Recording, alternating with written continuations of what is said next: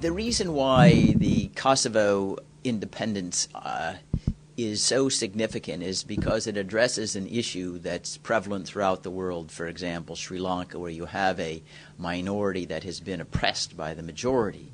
And we have always had rather blurry lines in knowing, well, when does the oppression reach a sufficiently intense and egregious level that you're entitled to walk away from a sovereign and establish your separate statehood?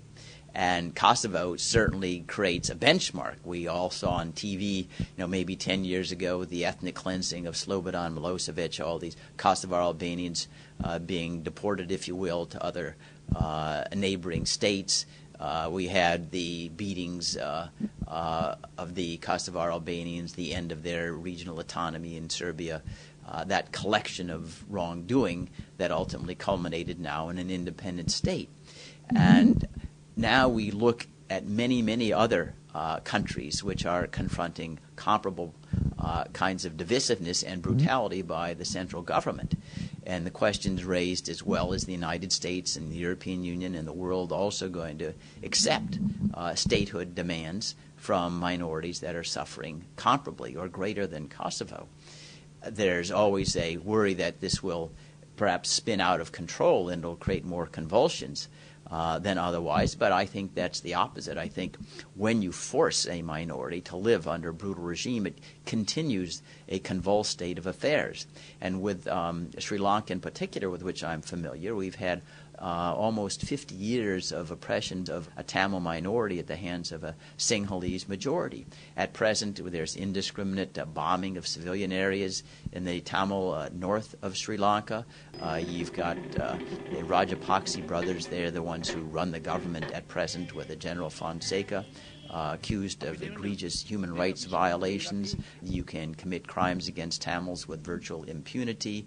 Over decades, there's been maybe one or two prosecutions for disappearances, for kidnappings, for arbitrary arrests, that sort of thing. They've got preventive detention laws that make it a police state.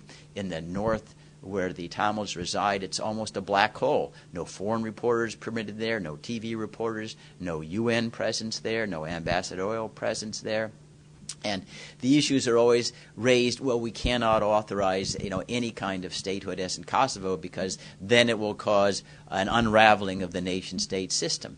But I think we need to go back to our own Declaration of Independence that gave birth to the United States of America.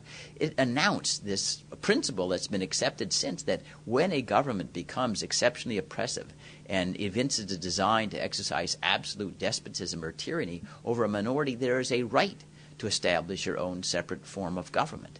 And that's what we're seeing in many places of the world, these struggles. And it's too often, in my judgment, that it's power politics rather than a recognition of this natural right to statehood when you're oppressed that takes precedence. A Buddhist in Tibet is not going to receive statehood because China will never let that happen. The Chechens in Russia will never receive statehood. Now, you've got a different situation in Sri Lanka and other countries where you've got minorities that are not confronting superpowers. But surely, I think the Kosovo independence should shine a spotlight on these areas of the world, because I think in the long run, separate statehoods create greater stability. It's not greater convulsions. Think, for example, after the separation of Yugoslavia, where you, at one time, when you had Slobodan Milosevic in Serbia trying to dominate the other provinces, Croatia, Bosnia-Herzegovina, Slovenia, you had constant turmoil and friction.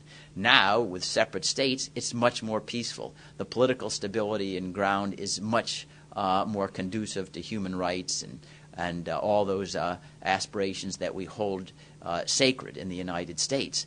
And I think that we've got to get away from this idea that we need to support the central government everywhere, because it's always preferable to have a unified state rather than different ones. And I think that carries also some ramifications for Iraq. Why is it that it has to stay unified? Why not a Kurdish state in the north, a Sunni state in the center, a Shia state in the south? Forcing people together when it's shown over a long period of time that they don't have the homogeneity, the common DNA to live harmoniously seems to me utter nonsense. It's a formula for disaster. And so the Kosovo, I think, message is we need to look at places like Sri Lanka and Iraq and other places where we've got constant convulsions to see whether or not it makes sense to redraw boundaries. And another area where this cries out for attention is in Africa, where perhaps the entire continent is driven by convulsed states because boundaries were drawn arbitrarily without any sense of homogeneity and unity of history, tradition, religion, or otherwise. And we see the result. But there's been this idea that the sacredness of the boundaries means we can never touch this kind of situation. Now, it wasn't true in Ethiopia. It spun off Eritrea. And so I think the main international ramification from Kosovo would be we need to rethink the customary support we give for unity and blinding ourselves to the oppression, to the misery that's inflicted on minorities and creates civil warfare, if you will, as in Sri Lanka, that will persist forever until there's finally an ability to create a separate statehood that will be able to conduct its own affairs in a ways that satisfies its own domestic constituency and is harmonious with its neighbors. It is in the national security interests of the United States to do that. Take, for example, in Sri Lanka, where the Tamils have offered with a separate statehood to form an alliance with the United States. They have economic resources, and history teaches that a country doesn't, out of spite, stop trading or economic relationships, even if they think that they've been unfairly treated. I mean, Iraq will sell us oil no matter who is running. When Saddam Hussein was there, they'd sell oil to us. You know, Iran will sell oil on the market. It will get us. Hugo Chavez in Venezuela sells us oil. So I don't think we need to be worried about antagonizing the country that's remaining after there's a separation. Now, some would say, well, we had our embassy burned in Serbia after the recognition of Kosovo, and some others did. But as heinous as that is, these are one-shot affairs. There's no suggestion that Serbia is now going to walk away from the European Union and to give up trade or anything of that sort. Remember the wisdom of Lord Palmerston. Nations don't have permanent friends and enemies. They have permanent interests.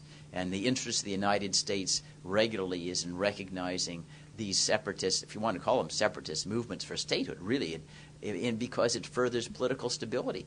And, of course, when we recognize these new states who subscribe to the principles of democracy and free enterprise, it gives us a new ally.